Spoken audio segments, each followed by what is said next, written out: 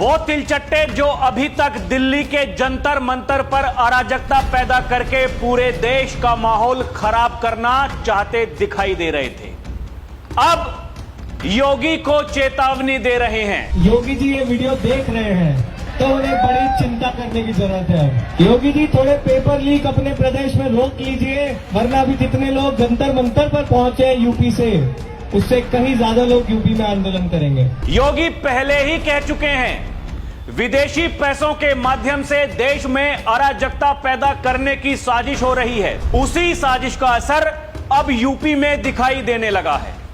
लाल टोपी वालों ने पुलिस से भिड़ना शुरू कर दिया है।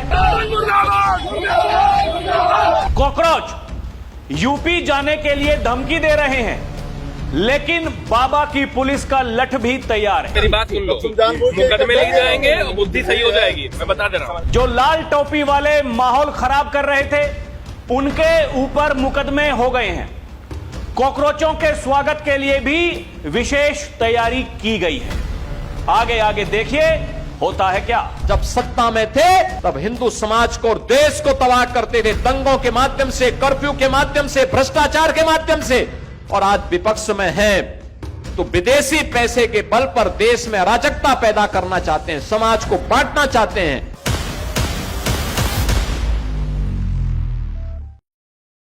दर्शकों नमस्कार, डीएनपी इंडिया देख रहे हैं आप, साथ हूं मैं आपके राहुल चौधरी। एक मुद्दा ऐसा जो विपक्षी नेता इस समय इस कदर उसको भुनाना चाहते हैं, या फिर भुनाने के चक्कर में वो इतने आगे बढ़ चुके हैं कि वहां से पीछा मुड़ना अब उनके लिए बहुत मुश्किल बात है। क्योंकि जब आप पीछे मुड़ेंगे तो फिर आप ये देखेंगे आपने वो करतूत क्या क्या की है, और इनका तो लंबा इतिहास है। ये परिवारवादी लोग हैं, ये केवल अपने परिवार के बारे में सोचते हैं, उसके अलावा ये कुछ सोच नहीं सकते। 3 दिन पहले योगी आदित्यनाथ ने एक जनसभा को संबोधित करते हुए कहा था, ये विदेशी पैसों से यहां भारत में अराजकता पैदा करने का कुत्सित प्रयास किया जा रहा है। यह कोई पहला मौका नहीं है।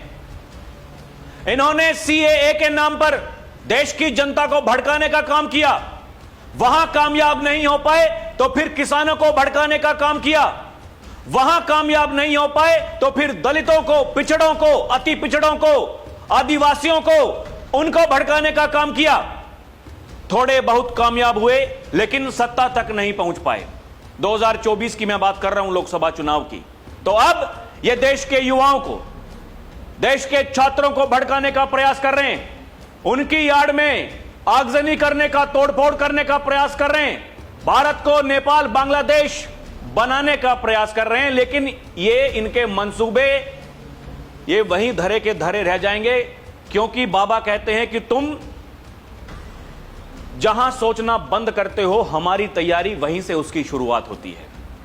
बड़े बड़े खुलासे हो रहे हैं दर्शकों। दिल्ली पुलिस ने यह बताया है कि 2500 उपद्रवी, 2500 ऐसे उस दिन जंतर मंतर पर पहुंचे थे जिनके खिलाफ पहले से ही आपराधिक मामले दर्ज हैं। जो हिस्ट्री शीटर हैं वो वहां क्या करने गए थे?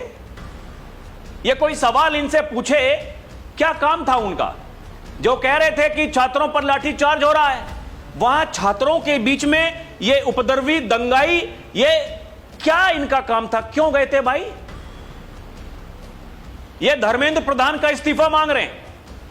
अब देखिए दर्शकों, वो जो तिलचट्टा है, तिलचट्टों का सरदार अभिजीत दीपके, वो कल ये कह रहा था कि धर्मेंद्र प्रधान का इस्तीफा नहीं लिया तो मोदी जी आपको भी इस्तीफा देना पड़ेगा।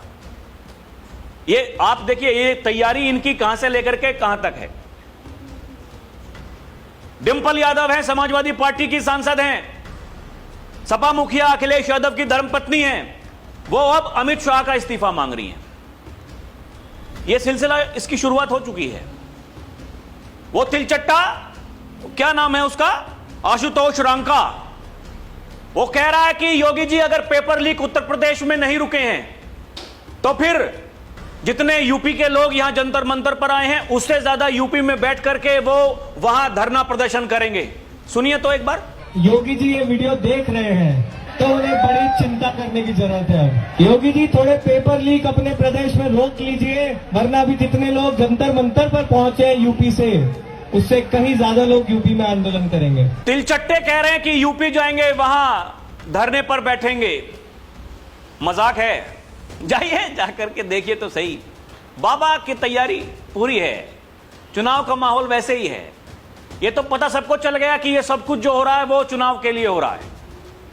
पूरी दुनिया जान चुकी है कहां से पैसा आ रहा है, कैसे वो खर्च किया जा रहा है और क्या करने की तैयारी है। ये इतने मूर्ख, इतने बेवकूफ हैं, इनको ये लगता है कि ये कुछ भी बोल देंगे और उसका कोई असर नहीं होगा। आप जाइए तो सही, वहां तैयारी देखिए ना आप, यूपी में कितनी बड़ी तैयारी है। दूसरा जो किस्सा है वो लाल टोपी वालों का, वो भी आपको बताने वाला हूं अभी। लेकिन इनकी जो हकीकत है वो इस बात से पता चलती है। ये कुछ देर पहले कहते हैं कि योगी जी हम यूपी आने को तैयार हैं क्योंकि वहां भारतीय जनता पार्टी की सरकार है, क्योंकि वहां के मुखिया हैं योगी आदित्यनाथ। इस बात को आप समझिए। योगी वो नेता हैं जिनके बारे में अब ये चर्चाएं होने लगी हैं कि बाबा दिल्ली आने वाले हैं, तो इसलिए उनको जाना है यूपी। ये पंजाब नहीं जाएंगे, तमिलनाडु नहीं जाएंगे, ये केरलम नहीं जाएंगे, ये हिमाचल नहीं जाएंगे, ये जहां जहां विरोधियों की सरकार है कहीं नहीं जाएंगे।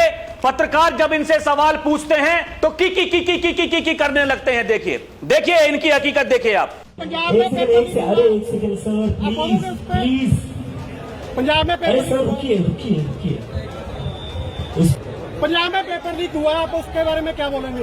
उसके ऊपर भी एक्शन होना चाहिए। जहाँ जहाँ पेपर लीक होता है हर जगह एक्शन होना चाहिए। आम आदमी पार्टी के लीडर अभिजीत आम आदमी पार्टी के लीडर जहाँ पर आते हैं आप उनसे पूछोगे? बिल्कुल पूछेंगे, बिल्कुल पूछेंगे। अगर रिजाइन मांगोगे, अगर रिजाइन होना चाहिए आप उनसे रिजाइन मांगोगे? आपके पास ये न्यूज नहीं आई भी कितने पेपर लीक हो गए? क्या एजुकेशन सिस्टम है पंजाब में? पत्रकारों ने सवाल पूछा कि जी पंजाब में भी हुए हैं पेपर लीक और राज्यों में हुए हैं, वहां के शिक्षा मंत्री का इस्तीफा नहीं मांगोगे? जवाब नहीं है इनके पास में। मामले को टालने के बारे में सोच रहे हैं और इनको लगता है ये वो एजेंडा चलाने में कामयाब हो जाएंगे। पीढ़ियां खप जाएंगी, नहीं कर पाओगे, नहीं कर पाओगे। भारत को नेपाल नहीं बना पाओगे क्योंकि भारत में राष्ट्रवादी लोगों की कमी नहीं है।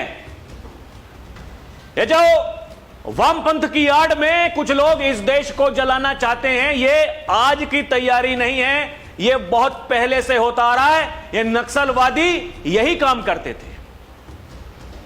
नक्सलवाद तो खत्म हो गया, अब ये अर्बन नक्सली बचे हैं, ये भी खत्म हो जाएंगे। आप चिंता मत करिए, सरकार ने पूरी तैयारी कर रखी है। कोई कहता है कि हम केवल एक तरफा बात करते हैं। हां कहते हैं भाई, डंके की चोट पर करते हैं। जो राष्ट्र के साथ में खड़ा हुआ दिखाई देगा उसके साथ में खड़े होंगे। छात्रों का मामला है, पेपर लीक का मामला है, कार्रवाई होनी चाहिए, कार्रवाई हो रही है। अपराधी जेल में है। फास्ट ट्रैक कोर्ट के बारे में प्रधानमंत्री नरेंद्र मोदी ने बताया है, सरकार नया बिल लेकर के आने वाली है, कानून बनेगा, कोई भी नहीं बचेगा, यह तय है। लेकिन शिक्षा मंत्री का इस्तीफा लेने से यह सिस्टम सुधरने वाला नहीं है। आप यह बात नोट कर लीजिए, क्योंकि यह केवल केंद्रीय स्तर का मामला नहीं है, यह केवल उत्तर प्रदेश का मामला नहीं है, यह और भी राज्यों का मामला है जहां विपक्षियों की सरकार है। सवाल है कि उन्होंने क्या कदम उठाए, वो क्यों नहीं रोक पाए। प्रियंका गांधी भरे भाषण में क्यों कहती हैं हमने प्रयास किया, अशोक गहलोत जी ने प्रयास किया, लेकिन हम कामयाब नहीं हो पाए। गंभीर मुद्दा है, प्रियंका गांधी कह रही हैं, सुनिए। आपको मालूम है पेपर लीक की बड़ी समस्या है। गहलोत जी भी जानते हैं कि राजस्थान में भी पेपर लीक हुए थे और ये एक बड़ी समस्या पूरे देश में है, सिर्फ एक प्रदेश की समस्या नहीं है। और बहुत इसको रुकवाने की कोशिश चाहे कितना भी की होगी गहलोत जी ने, लेकिन फिर भी बार बार ये हो रहा था। उस समय के इनके शिक्षा मंत्री थे डोटासरा साहब। पत्रकार उनसे सवाल पूछने के लिए गए कि जी एक तो ये पेपर लीक हो गया, छात्र प्रदर्शन कर रहे हैं, पुलिस लाठी चार्ज कर रही है। वो कहते हैं कि पुलिस लाठी ना चलाएगी तो क्या लड्डू देगी उनको। ये उनकी भाषा है भाई, शिक्षा मंत्री की। आप इसकी तुलना कर सकते हैं? अगर वर्तमान में धर्मेंद्र प्रधान ऐसा कह दें तो फिर इस देश में क्या हो जाएगा? आप तुलना करिए, केवल तुलना करिए। दर्शकों, तिलचट्टे धमकी दे रहे हैं, उधर यूपी में अराजकता पैदा करने के लिए कुत्सित प्रयास लगातार किया जा रहा है। बीते दिन अलीगढ़ में जो जौहर यूनिवर्सिटी आजम खां की है, क्योंकि वहां बुलडोजर चलना है, प्रशासन ने तैयारी कर ली है कोर्ट के आदेश पर, क्योंकि जो इमारतें बनाई गई हैं अवैध हैं, उनकी कोई परमिशन नहीं ली गई। अपने रसूख के दम पर, सत्ता के दम पर वो जमीन कब्जाई गई, गरीबों की जमीन कब्जाई गई, और वहां कि जी हमने तो यूनिवर्सिटी बनवा दी और हम गरीबों के बच्चों को पढ़ाएंगे। सोच देखिए, मानसिकता देखिए। उसके विरोध में समाजवादी पार्टी के लोग, वहां मीडिया रिपोर्ट्स में यह छपा है दर्शकों, मुख्यमंत्री का पुतला जलाने की कोशिश कर रहे थे। पुलिस वालों ने उन्हें रोका तो पुलिस के साथ में वहां उन्होंने नोकझोंक शुरू कर दी, बदतमीजी शुरू कर दी, धक्का मुक्की शुरू कर दी।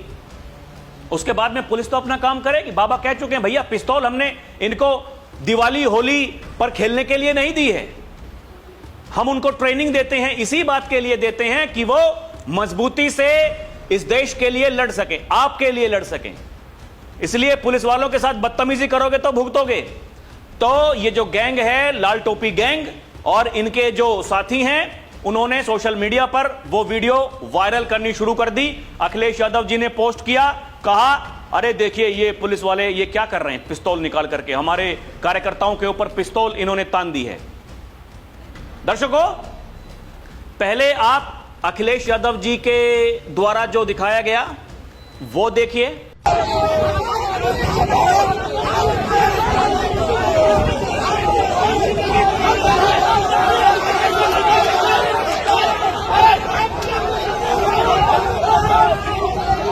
और उसके बाद में जो असल तस्वीर वहां की थी, ये समाजवादी पार्टी के कार्यकर्ता ये पुलिस वालों से क्या कह रहे थे, क्या बदतमीजी कर रहे थे, वो विजुअल्स भी सामने आए। जो सच्चाई है दर्शकों, आपको वो भी देखनी चाहिए। देखिए।